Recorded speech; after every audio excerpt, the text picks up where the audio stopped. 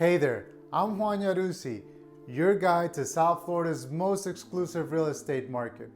And if you're looking for insights to go beyond the headlines and straight into the details of what's actually happening in the market, you've come to the right place. Today, we're unpacking what went on for Q3 of 2024 in the South Florida market. And trust me, you're gonna wanna stick around because you may be surprised.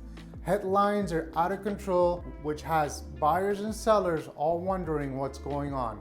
So today, I wanna dive deep and bring you details of what's actually happening so that you can make an educated decision on your future. So let's start with a broad view of the market. When we look at Miami-Dade, Broward, and Palm Beach counties, there were over 23,424 transactions this year. When you look back, not only last year, but even back to 2022, these numbers are actually quite high. That doesn't match the sentiment that's out there that it's an extremely slow year and everything's stagnant. And all of this despite the fact that we had turbulent interest rates, an NAR lawsuit which caused a lot of uncertainty between agents and their clients, and most importantly, the presidential election that everybody was waiting on. Following that, the fact that we just came out of summer, which traditionally is the slowest season here in South Florida, and we're coming into the most active months of the year. Now, credit where credit is due. I'd like to thank Craig Studnicki and Related ISG for putting together the Q3 2024 report, which we will be using for this market update. That report dives deep into the trends, and if you'd like to watch a 30-minute video, the link is in the description below. Now let's talk about what's really driving the market change. 2 or 3 years ago, remember that time when everybody was looking for single-family homes? They wanted yards, they wanted more space, a home office perhaps. This was really all fueled with the social distancing mentality of needing to get away from each other. And this reflected heavily on the market data. That's why we saw single-family home prices increase dramatically and a shortage of inventory coming to market. Now we fast forward to today, people seem to be a little bit more receptive to the condo market. They're opening up, seeing what's out there, and even though there is a lot of headlines of what's going on with the condo market, if there's a collapse, if it's imminent that the market will crash, we'll talk a little bit more about that in a second. But first, I want to break down how the single-family market is really, let's say, divided. For the purposes of this report, what we're gonna do is we're gonna talk about A houses, B houses, and C houses. I didn't coin the phrases. Mr. Studnicki and Related ISG have been speaking about this for the past couple of years regarding these types of homes.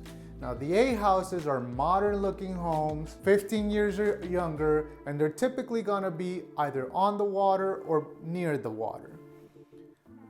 B houses are pretty much the same as the A houses, but you don't have the water. And the C houses is where the bulk of the market is gonna be. These are homes that are priced between the $500,000 to $1.5 million. There's an abundance of inventory in these asset classes. They're not necessarily on the water.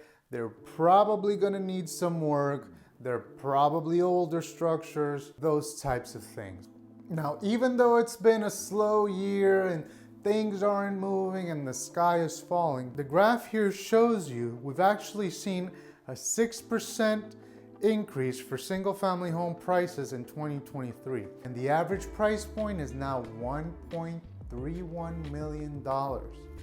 People are still buying in this market. It's one of the most sought-after markets in the country.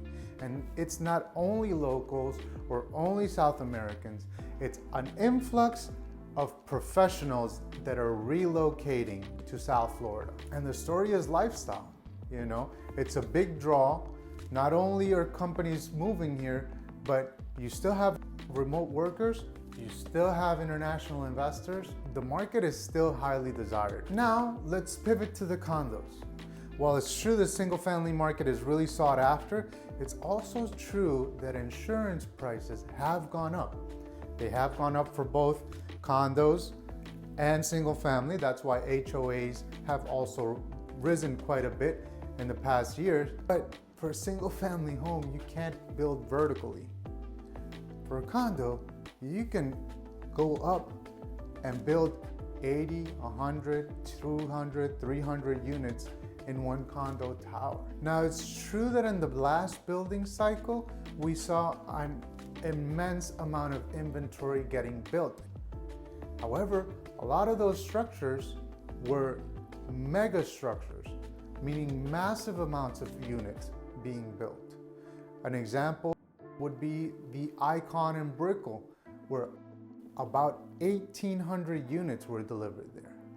Now, you're seeing more boutique buildings, lower density, larger floor plans. So for buyers that perhaps can't get the home that they want, they are opting for these larger, newer condos with favorable floor plans. And while it's true that inventory for condos and townhomes has surged past pre-COVID levels, when you dissect what's going on with these sales based on the age of the building, it's quite a different story. We can see that buildings that are 10 years or younger have appreciated 9% in value compared to 2023. And even if you look at buildings that are 30 years and younger, this stands as well. However, when you look at buildings that are 30 years or older, the picture changes quite a bit. And we'll talk about why. Now, I do want to say this. This report is talking about the resale market, which means units that are already built and are being sold by the current owners.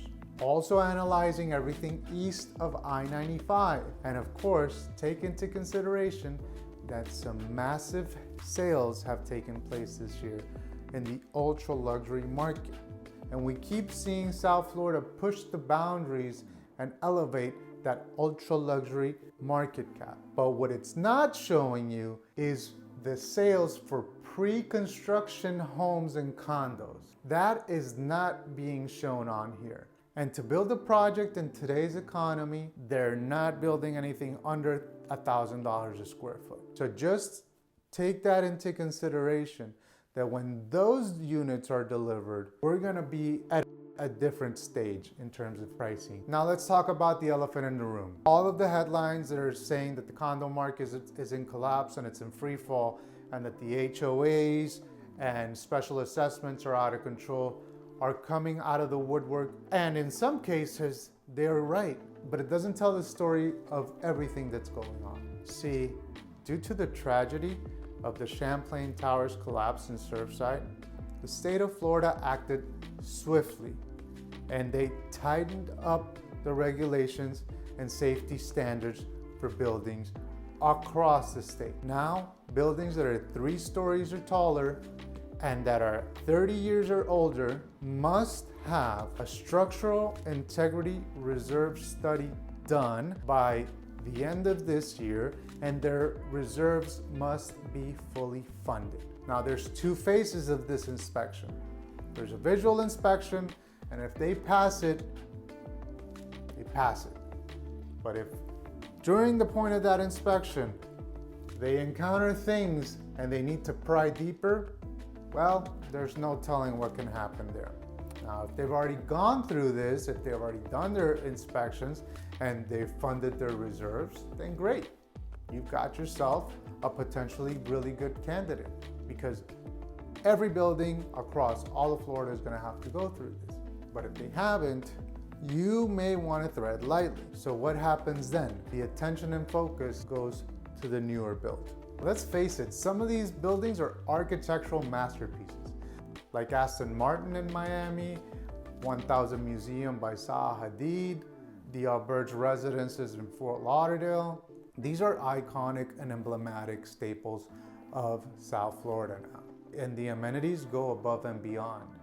Older condos that are well run and have all of these things up to date will typically feature larger floor plans, great views, and the best location. If you look at Brickell or anything on the water, you're not getting anything new there unless they tear a building down. The same is true for the beachfront all across Miami and Fort Lauderdale. So what should you do if you're a seller in one of these older buildings? Well, talk to the association, see where they are with the structural integrity reserve study, see where they are with the budget and the finances and the reserves. And if you're a buyer, the same things apply. Not all condo buildings are built the same, and more importantly, not all of them are run the same.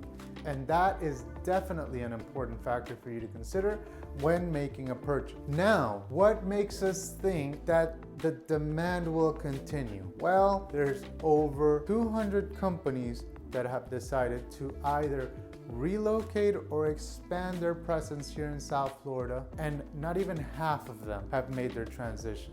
A lot of these companies etched leases and decided that they would bring down their workforce, which are professionals with high-paying jobs, and this corporate migration by titans like Citadel, Blackstone, and Goldman Sachs is gonna bring wealth to the city that is unprecedented. Now, these people used to vacation here, but now they're living here.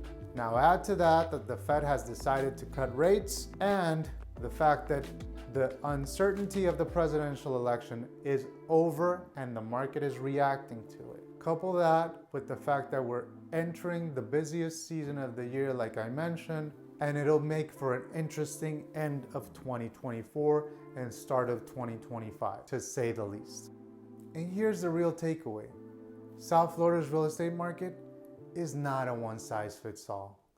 It's dynamic, it's changing, and it's extremely sought after. We've seen close to 1,000 families per day move to Florida over the past 3 years, and it's not stopping. While the office markets in all of the US are suffering, they're building more Class A offices here. Amazon, Microsoft, Citadel, these folks believe in Miami, and they're showing it. They're putting their money where their mouth is. So it's important to take into consideration the market is nuanced. There's always opportunities if you know where to look. And whether you're navigating the luxury single-family home market, exploring the condo market, or just watching market trends, stay informed. And where you get the information matters, because headlines don't tell the whole story.